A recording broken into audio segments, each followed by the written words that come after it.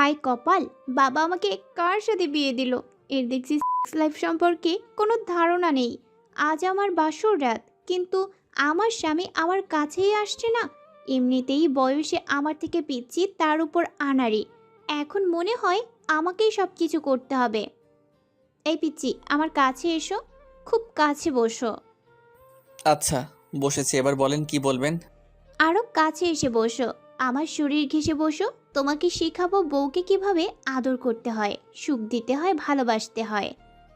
কথাগুলো বলে আমি ফাহিমের গালে আমার আঙুল দিয়ে স্লাইড করে ঠোঁটে আঙুল রাখলাম। ফাহিম কম্পিত হলো। ফাহিম চেঁচিয়ে উঠে বলল, আপনি এসব কি করছেন?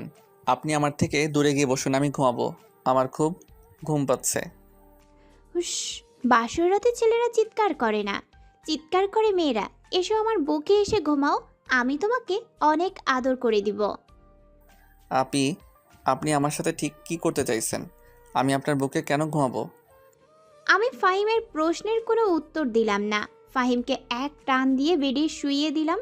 এরপর ওর ঠোঁটে পরম যত্নে চুম্বন করতে শুরু করলাম। ফাহিম আমার থেকে ছাড়া পাওয়ার জন্য ছটফট করতে লাগলো। ওর যত বেশি ছটফট করছে, আমি তত গভীরভাবে ওকে চুম্বন করছি।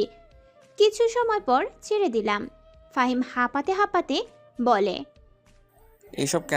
এসব কোন ধরনের অসভ্যতা? আপনি আমার ঠোঁটে কিস করলেন কেন? আপনি জানেন আপনার কিস খেয়ে আমার সর্বাঙ্গে কেমন যেন ফিল হচ্ছে। ফাহিমের কথা শুনে আমি মেয়েকে একটা হাসি দিয়ে বললাম, আরে পিচ্চি বর, তোমার সর্বাঙ্গে আমার আদর চাইছে। বুঝতে পারছো না তুমি? একটা কাজ করো, তুমিও আমার ঠোঁটে গভীর চুম্বন করো, দেখবে তোমার আরও কিছু করতে মন চাইবে। আপনি একটা অসভ্য মহিলা। আমি এখন আম্মুর কাছে যাব আর সবটা বলে দিব। মনে মনে ফাহিম বলদটাকে কয়েকটা গালি দিলাম। ওনার নিচেরটা একটা কিসে দাঁড়িয়ে গেছে আর বলছে, আম্মুর কাছে যাব? শালা বলদ, ওয়েট কর, তোকে ফিডার খাওয়াচ্ছি। ফিডার খাওয়ার পর আম্মু না, সারাক্ষণ বউ বউ করবি আর বলবি বউ আরও ফিডার খেতে চাই। আমি ফাহিমকে একটা ধমক দিলাম, চুপ, একদম চুপ। আর একবার আম্মুর কথা মুখে আনবি কি, মুখে টেপ মেরে দেব।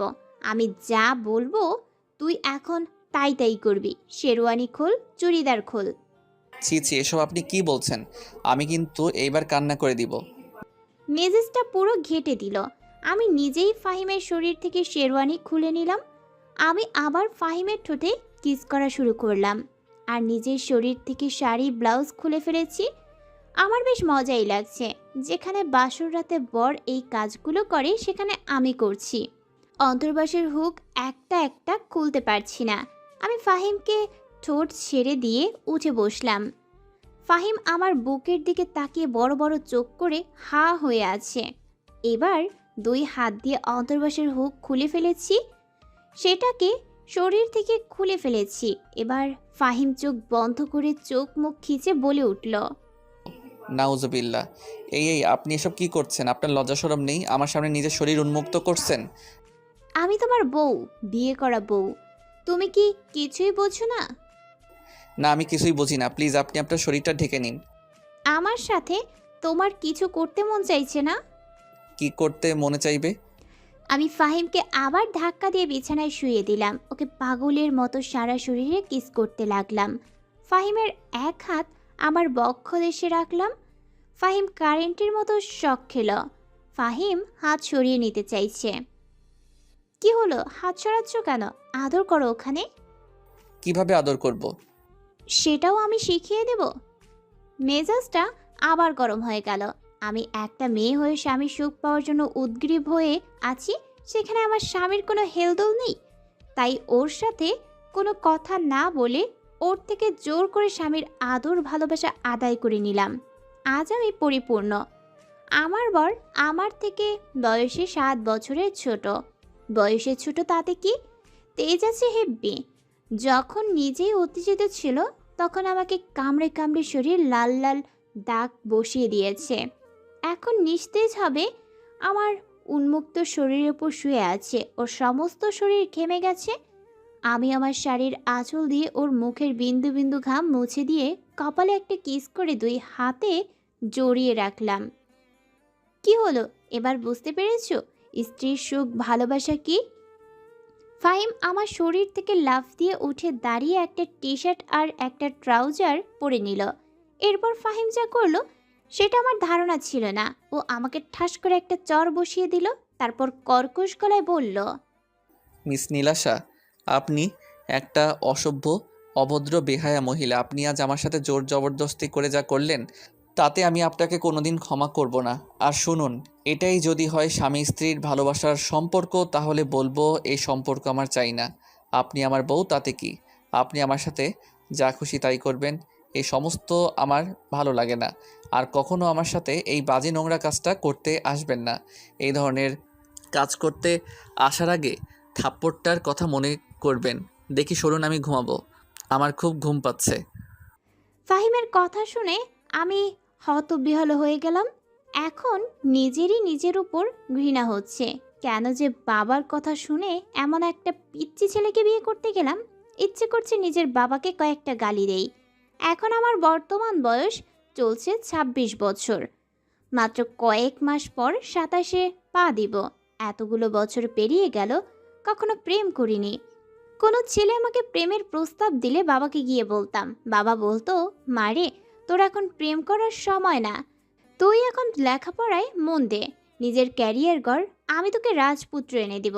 রাজপুত্র পাওয়ার লোভে কোনোদিন প্রেম করিনি, কারণ বাবা সবসময় আমার জন্য সেরাটাই নিয়ে আসতো।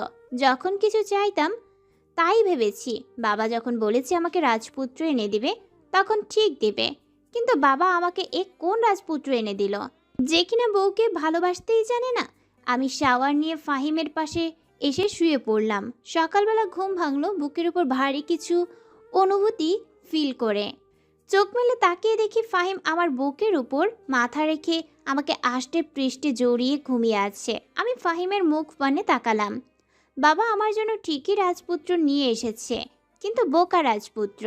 এই রাজপুত্রর থেকে আমাকে দূরে যেতে হবে, তা না হলে সে কখনো আমার শূন্যতা অনুভব করতে পারবে না। আমি ফাহিমের কপালে আলগোছে একটা চুমু খেলাম। এরপর ওকে বালিশে শুয়ে দিয়ে আমি উঠে পড়লাম। সুন্দর করে শাড়ি পরে, কাঁধে সাইড ব্যাগ, হাতে ট্রলি ব্যাগ নিয়ে নিজে চলে আসলাম। আমাকে দেখে আমার শাশুড়ি মা আমার কাছে আসলো। কী রে বৌমা, তুমি এত সকাল সকাল ব্যাগ ট্যাগ নিয়ে কোথায় যাচ্ছ? আমি চলে যাচ্ছি মা। আপনার ছেলে বউ কি, বউয়ের ভালোবাসা কি, এই সমস্ত জানে না, তাই আপনার ছেলের সাথে থাকার কোনো মানেই হয় না। আমার যথেষ্ট বয়স হয়েছে। আপনার ছেলে বউ কি জিনিস সেটা বুঝতে বুঝতে আমার যৌবন ফুরিয়ে যাবে। তাই আমি চলে যাচ্ছি। আমি আপনার ছেলেকে ডিভোর্স পেপার পাঠিয়ে দিব, তাড়াতাড়ি সাইন করে দিতে বলবেন। আর হ্যাঁ মা, আজই আমি চাকরিতে জয়েন করব। দোয়া করবে আমার জন্য। আমার তো মা নেই, তাই আপনি আমাকে আশীর্বাদ করে দিন। দোয়া করি মা, তবে মা একটা কথা বলি, তুমি আমার ছেলেকে ছেড়ে যেও না। আমার ছেলেটাকে কখনো কারো সাথে মিশতে দেয়নি, টিভিও দেখতে দেয়নি, দামি ফোন কিনে দেয়নি, তাই ওর বইয়ের বাহিরে কোনো জ্ঞান নেই। সেটা আপনার ব্যর্থতা, সেই দায়ভার আমি কেন নিব? আসি আমি, ভালো থাকবেন। মায়ের ডাকে ঘুম ভাঙলো আমার। মা এসে আমার পাশে বসে মাথায় হাত রাখলো। মা, এত সকালে তুমি আমার রুমে, কিছু বলবে তুমি? তোর বউ চলে গেছে, তুই বৌমাকে কিছু বলেছিস কিংবা ঝগড়া করেছিস? আরে মা, কি যে বলো! আমি কেন তোমার বৌমার সাথে ঝগড়া করতে যাব? বরং তোমার বৌমা আমার সাথে অনেক নোংরা কাজ করেছে। কি করেছে শুনবে তুমি? না বাবা, আমি শুনবো না। স্বামী স্ত্রীর মাঝে কিছু হলে তা কাউকে বলতে নেই বাবা। তোর বউ রাগ করে চলে গেছে, তুই বৌমাকে গিয়ে নিয়ে আয়। আর শোন, বৌমা যা যা বলে সেটাই শুনিস বাবা। বউ চলে গেলে লোকে খারাপ কথা বলে। আচ্ছা মা, যাব। তবে আজকে না, কালকে যাব। আজ ভার্সিটিতে যাব। ভার্সিটিতে ভর্তি হওয়ার পর আমি একদিনও ভার্সিটিতে যাই নাই। ক্লাস শুরু হয়ে গেছে, 2 মাস হয়ে গেছে। তোমাদের জন্য ভার্সিটিতে যেতে পারি নাই। 2টা মাস গ্রামে থাকার কি খুব প্রয়োজন ছিল?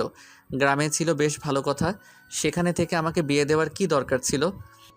তুই নীলাশাকে গ্রামের মেয়ে ভেবেছিস, তাই ওকে তোর পছন্দ না? না, সেরকম কোনো কারণ নেই। আসলে মা, স্বামী স্ত্রী সম্পর্কটা ঠিক কী আমি গতকাল রাতের আগেও জানতাম না। হঠাৎ করে একটা নতুন অভিজ্ঞতা, যেটা আমি ঠিক নিতে পারিনি। তাই তোমাদের বৌমাকে আমি এক চড় দিয়েছি। মা আমি তাকে চটটা রাগের মাথায় দিয়েছি, ভুল করেছি মা, চিন্তা করো না। আমি তোমার বৌমায়ের কাছে ক্ষমা চেয়ে তাকে ফিরিয়ে আনবো। এবার যাও, আমার জন্য খাবার রেডি করো, আমি ভার্সিটিতে যাব। আমার কথা শুনে মা কিছুটা ইতস্তত বোধ করে চলে গেল আমার রুম থেকে। আমি শাওয়ার নিয়ে নাস্তা করে ভার্সিটিতে চলে আসলাম। আমার কোনো বন্ধু নেই, তাই একা একা বসে আছি বেঞ্চে। খানিকক্ষণ বাদে ক্লাসের একজন ম্যাম আসলো।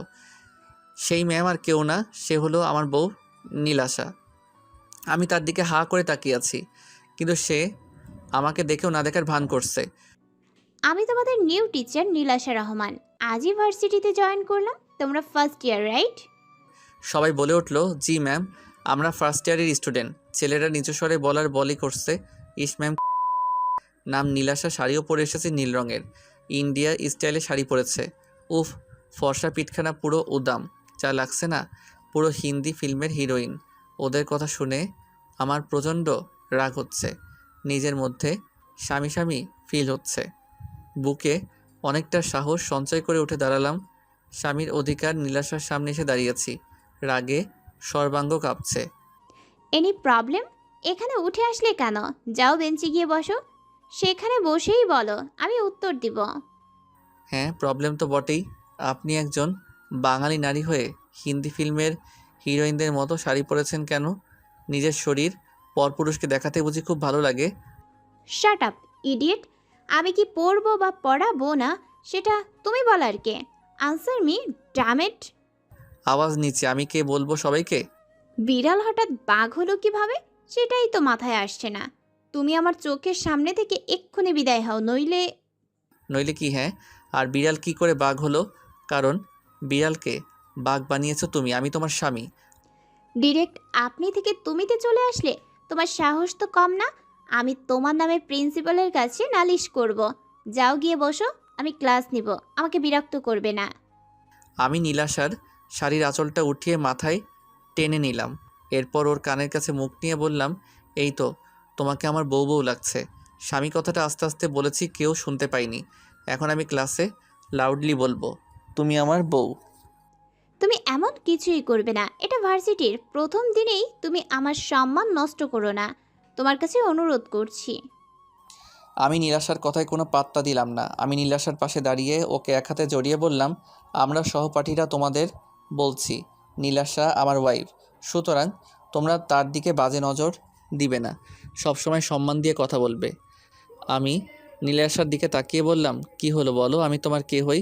নীলাশা জোরপূর্বক একটা হাসি দিয়ে বলল, হ্যাঁ, ফাহিম আমার হাজবেন্ড। গুড, এবার তুমি ক্লাস কন্টিনিউ করো ম্যাম বউ। মনে মনে ফাহিমের 14 গোষ্ঠী উদ্ধার করতে ব্যস্ত হয়ে পড়লাম। ফাহিম পিচ্ছি, আজ তো তোর খবর আছে। তুই বাড়িতে যা, তারপর আমি আসছি। তোর বাঘ হওয়া বের করছি। গত রাতেও বিড়ালের মতো ম্যাও ম্যাও করেছিস, হঠাৎ সকালের মধ্যে পরিবর্তন। রাগে গা জ্বলে যাচ্ছে, ইচ্ছে করছে ফাহিমের গালে দুটো লাগিয়ে দেই। আমি ফাহিমের দিকে রাগী দৃষ্টিতে তাকালাম। ফাহিম আমাকে একটা চোখ টিপ দিল। আমি ফাহিমকে একটা ভেংচি কাটলাম। বিড়বিড় করে বললাম, আজ তোমাকে যে ডোজ দিয়েছি তাতে তোমাকে নিতে আমার তোমার বাড়িতে যেতে হবে না। তুই নিজেই আবার ব্যাগপত্র গুছিয়ে চলে আসবে আমার বাড়ি। একবার এসো আমার কাছে, তখন বেঞ্চি কাটার মজা পাবে। ভার্সিটির ক্লাস শেষ করে মুচকি মুচকি হাসতে হাসতে বাড়ি ফিরে আসলাম। আমার হাসি দেখে মা জিজ্ঞেস করলো, তোকে আজ খুশি খুশি মনে হচ্ছে, কি ব্যাপার? আজ ম্যাজিক হবে মা, দেখতে থাকো। বিকেলে এক বাঘিনী আসবে বাড়িতে, আর এসে তোমার কাছে নালিশ করবে তোমার ছেলের নামে। বাবা, তোর মাথা ঠিক আছে তো? জ্বরটার আসেনি তো? আমি আর তোর বাবা তোর নানা বাড়ি যাওয়ার জন্য রেডি হয়েছি। তোর নানা ভাই ফোন করে যেতে বলেছে। জমি সংক্রান্ত কোনো সমস্যা হয়েছে মনে হয়, কিন্তু তুই অসুস্থ হলে আমি যাব না, তোর বাবাকে পাঠিয়ে দেই। আরে ধুর, আমার কিছু হয়নি, তোমরা চলে যাও। মা আর বাবা নানা বাড়ির উদ্দেশ্যে বেরিয়ে পড়লো। আমিও লাঞ্চ করে চলে আসলাম রুমে। বিছানায় আধশোয়া হয়ে বসে নীলাশার কথা ভাবছি। আমার দৃঢ় বিশ্বাস নীলাশার আগে ফুঁসতে ফুঁসতে আমার কাছে আসবে। একদিনে আমি অনেক বড় হয়ে গেছি। গত রাতের ঘটনা কিছুতেই মাথা থেকে যাচ্ছে না। আমি নীলাশার উপর রাগ করে চড় তো মেরেছিলাম, কিন্তু এখন শুধু নীলাশাকেই মন চাইছে। ঘণ্টাখানেক পর দরজায় কলিং বেল পড়ল। আমি দৌড়ে গিয়ে দরজায় খুলে দিলাম। সামনে দাঁড়ানো নীলাশার। রাগে ফুঁসছে ম্যাডাম। নীলাশা ভিতরে আসলে আমি দরজা লাগিয়ে দিই। এই পিচ্ছি, তোর মা কোথায়? তাকে ডাক। আমার মা বাড়ি নেই। নানা বাড়িতে গেছে, বাড়িতে শুধু আমি একাই আছি, যা বলার আমাকে বলো। নীলাশা আমার কলার চেপে ধরে রাগী গলায় বলল, পিচ্ছি, তুই গত রাতে আমাকে চর মারছিলি। আমি নাকি তোর সাথে নোংরামি করেছি, কিন্তু আজ তুই ভার্সিটিতে আমার সাথে কি করেছিস? কই আমি আবার কি করলাম? আমি তো আমার বউকে সবার সাথে পরিচয় করিয়ে দিলাম। চলো আমাদের রুমে যাই, বাকি কথা সেখানে বসে বলো। আমি তোর বাড়িতে থাকতে আসিনি, এসেছিলাম তোর নামে তোর মায়ের কাছে নালিশ করতে। এই নীলাশা, আমি না তোমার স্বামী? তুমি আমাকে তুই তোকারি কেন করছো? গত রাতের জন্য সরি বউ, আমাকে ক্ষমা করো। আর কোনোদিন তোমার গায়ে হাত তুলবো না। প্লিজ তুমি আমাকে ছেড়ে যাও না। তুমি চলে যাওয়ার পর বুঝতে পারছি আমি কতটা ভুল করছি। ক্ষমা করতে পারি এক শর্তে। বলো কি শর্ত? আমি তোমার সব শর্ত মানতে রাজি আছি বউ। আমাকে অনেক অনেক ভালোবাসতে হবে। কি যে বলো, তুমি আমার বউ, তোমাকে ভালোবাসবো না তো কাকে ভালোবাসবো? তুমি আমার জীবনে প্রথম ও শেষ ভালোবাসা হবে। চলো এবার আমাদের রুমে যাই। গত রাতটা আমার অপদার্থের কারণে নষ্ট হয়ে গেল।